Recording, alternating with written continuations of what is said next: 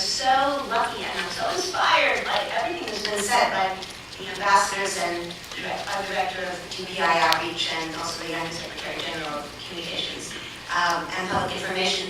This is amazing that we're all here to share this very historical day. It's the beginning of something that we've all talked about. I'm here, as was said, wearing 5 hats as an educator, as a psychologist, also as a representative of NGOs here at the United Nations, and a representative of civil society who was part of the April meeting, the high-level meeting that was about happiness and well-being as a measure of development that we had here at the UN. So I'd like to make 5 points. First of all, why is happiness and well-being important? Well, it's important on 5 different levels, on so many levels. The happier you are, the healthier your immune system is. The happier you are, the better your relationships, the more resilient you could be after disaster or any kind of trauma, the longer you live, and the more cohesive is going to be your community, and the easier it will be to resolve any kind of conflicts, including on your personal level and internationally. So what is happiness? There are lots of phrases from positive psychology, and you might talk about satisfaction, about quality of life, about resilience, and many other things. But whatever the definition, one thing is really clear: well-being and happiness is universal, but it's also culture-specific. If I'm going to say to someone in a Western culture, are you happy? They'll understand that word. But if I'm in China, as I often am, I have to say, do you have harmony in your life? So culture is important. We've heard that education is very key. It was pointed out by the Undersecretary General that this is an initiative of the United Nations Secretary General, many NGOs here. It's a Millennium Development Goal. And research and experience also shows that it's really important, I found this myself, to teach children early about happiness and well-being. I've done workshops all over the world after earthquakes and the tsunami in Japan and Haiti and in China and just recently in Tanzania. And it shows that children and all of us can relate to happiness. We can do it here right now with very simple techniques. I ask the kids to just turn, you can do it now, to someone and smile. Just turn it to anybody and smile, and you'll see it is impossible, I see it now, for the people not to smile back. A simple technique that works. Another one that I do with kids and all of the world in workshops is that I show them this ball.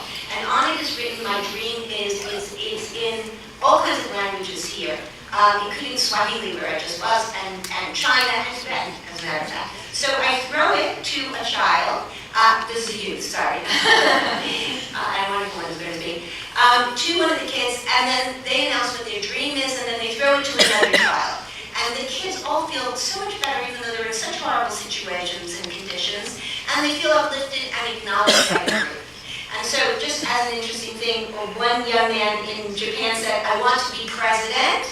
Very nice. And a girl said, I want to have a happy family. Is that a gender difference?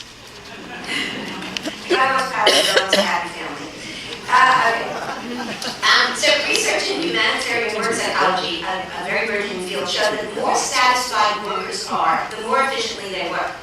And the more successful is the organization. And my favorite research project about that, that's been a little contested in the results, but I love it now, is that the management wanted people to work more effectively. So they turned the lights up, and the people worked harder. And then they turned the lights down, and what do you think happened? The people worked harder.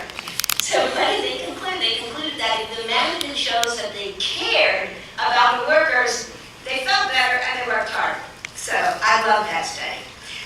Is wealth worth more than well-being? That's a question that you just heard the ambassador address and other people in the panel said, well, I'm sure we'd all love to be rich, but the deals were right when they said, remember, money can buy you love. And research supports that. In one study, for example, women who were making less than $20,000 a year spent more time having fun than women who were earning 5 times that amount. And I've done this also in my own studies very, very extensively. I ask people on a scale of 0 to 100, how important is money and love to you? And the majority of people say love is important. But, you know, gender comes in there too, because sometimes the men say money is more important. And on a happiness walk, when I walked with some women, I met them up in Maryland, and they were walking from Vermont to the state of Washington, asking people what makes you happy. And a lot of people along the way said to me, what makes them happy? Their family and seeing seeing their children's eyes at holidays and Christmas getting gifts. And a couple of men once again said, money. So gender aside, what really matters to a lot of people are those other things: fulfillment, relationships, all things Ambassador Jackie talked about. So my last point is, can happiness be measured? We asked about that, and actually Ambassador mentioned something about it. Yes, there's been research, psychological research that shows it can be measured. There are many scales of things like quality of life and satisfaction. Even the World Health Organization in the Wellbeing Index has used 5 questions. I'll ask you just a few of them. Have you felt cheerful? I hope so. Did you wake up feeling fresh? Maybe some people were tired. Is your daily life filled with things that interest you? I hope so. On the international development front, the Happy Planet Index, which Costa Rica won last year, as a matter of fact, measures well-being and sustainability. And remember, this is the topic of our discussion today, including your ecological footprint. So, well-being should be included in the UN Sustainable Development Goals, I'm sure you all would agree, as we move forward from the 2015 Millennium Development Goals. So finally, what are you going to do to increase well-being for yourself, your family, and your community, and this world? I know that my colleague here, Joanne Murphy, is going to address a lot of these points. The Ambassador Chowdhury already gave some of those. I'll give a couple of suggestions and then I'll finish. First, take action. Talk about the issue. As a psychologist, I would say talking certainly is important. Ask yourself and other people what makes you happy, what makes them happy right after this event. Tweet about it right now. I won't be hurt if you're on your little phone as long as you're tweeting about this. In your classrooms, in your companies, on social media sites. Devise your own projects and connect with others. You can go to the new website, and this is really exciting because on there is lots of projects, right? I know you were part of it.